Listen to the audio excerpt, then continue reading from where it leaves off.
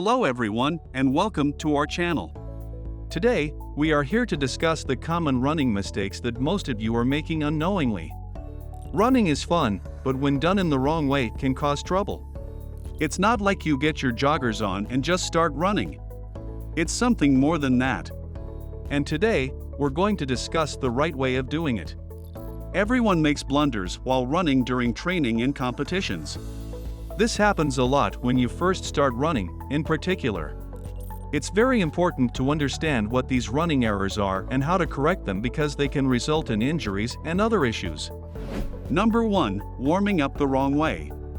Number 1 on our list is the wrong way of warming up. It's controversial whether you should stretch before or after a run. You can do both, according to the majority of experts, but if you stretch before a run, it should be dynamic rather than static. So, what do we mean by static and dynamic stretching?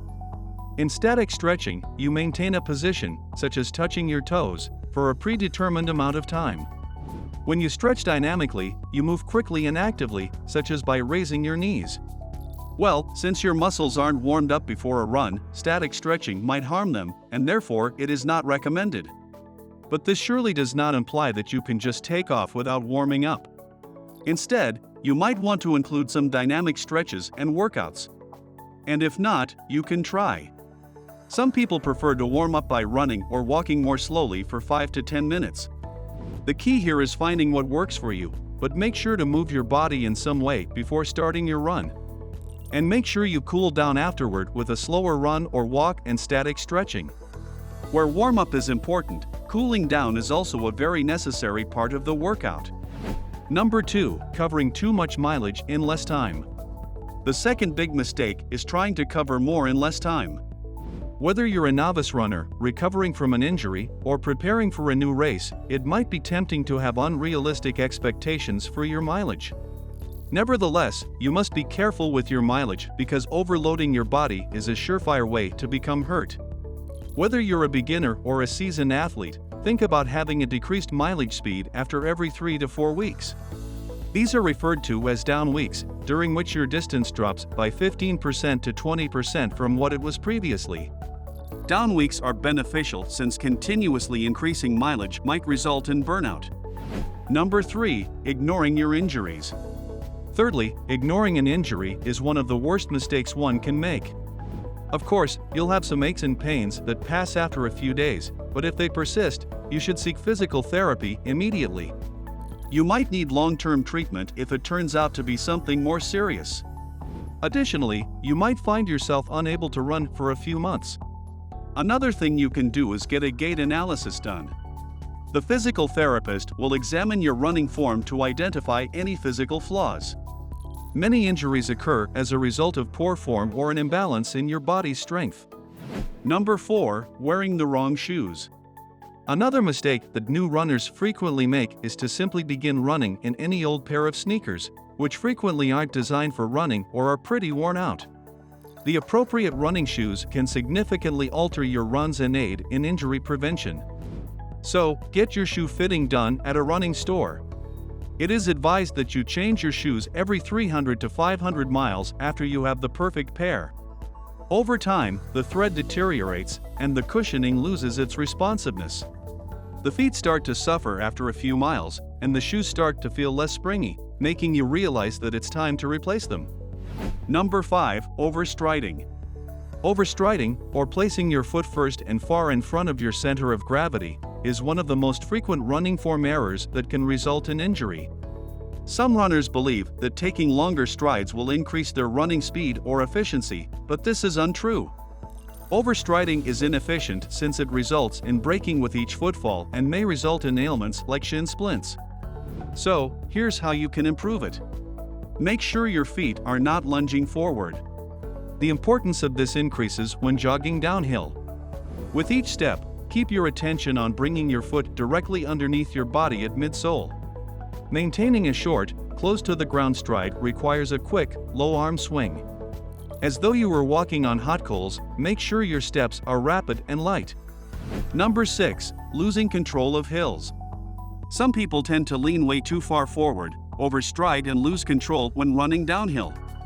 That type of inappropriate running downhill can result in serious injuries. Leaning slightly forward and moving with short, fast strides is the greatest technique to move quickly downhill. Therefore, don't try to break yourself by leaning back.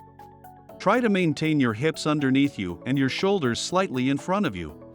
Despite the temptation to overstride, try to avoid taking large leaping strides to lessen the impact on your legs and prevent overstressing your joints. Number 7. Not breathing properly. 7th on our list is the way of breathing. Some runners are unsure about their proper breathing techniques while moving. Their respiration becomes abnormally shallow, which might result in side stitches. So, when you're just starting out, try to run at a pace that allows you to breathe easily. To determine whether your pace is appropriate, use the talk test. You ought to be able to speak in complete phrases without panting, also referred to as conversational pace. When you're jogging, remember to breathe in through your mouth as well as your nose. Your nose cannot provide enough oxygen for your muscles to continue moving. In order to inhale more oxygen, mouth breathing is necessary. You should also make an effort to breathe more deeply from your abdomen rather than your chest, which is excessively shallow. You can inhale more oxygen by breathing deeply in your abdomen, which can also aid in avoiding side stitches. Also, try removing more carbon dioxide by exhaling fully through your mouth, which will also enable you to inhale more deeply. But, if you're having trouble breathing, slow down or take a walk. If you feel a side stitch coming on, it usually means you're not breathing properly. If you relax and slow the pace, breathing problems often take care of themselves. Don't stress about it, as stress will just lead to shallow breathing.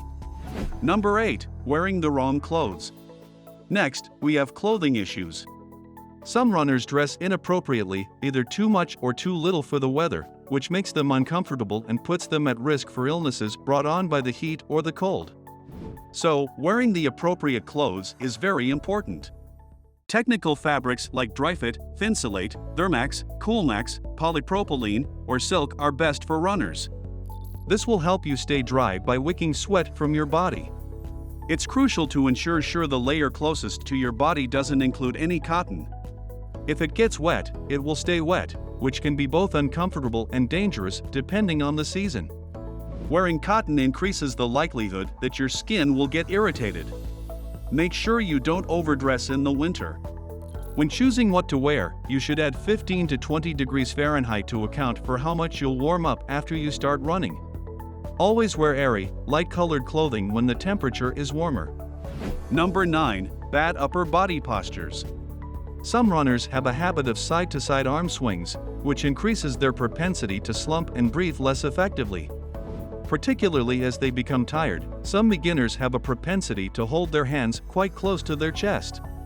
By holding your arms in that position, you'll actually become exhausted and start to experience tightness and stress in your shoulders and neck. So, make an effort to keep your hands at or just below waist level, barely touching your hip. Your elbows should be at your sides, and your arms should be at a 90-degree angle. Your arms should swing back and forth by rotating them at the shoulder rather than the elbow. Maintaining an upright, straight posture will really help you. Number 10. Not eating properly. Lastly, the diet. Many new runners undervalue the impact of diet on their ability to run as well as their general health. Your performance and recuperation are greatly impacted by what and when you consume before, during, and after your runs. So, try to have a small snack or lunch between 1.5 and 2 hours prior to going for a run. Select a dish that contains more carbohydrates and less fat, fiber, and protein. Pre-workout foods that are effective include a banana, an energy bar, and a bagel with peanut butter, as well as a bowl of cold cereal and a cup of milk. Avoid rich, high-fiber, and high-fat foods to prevent your stomach from getting upset. Thank you so much for watching. Don't forget to like and subscribe to our channel on your way out. See you in the next video. Till then, bye.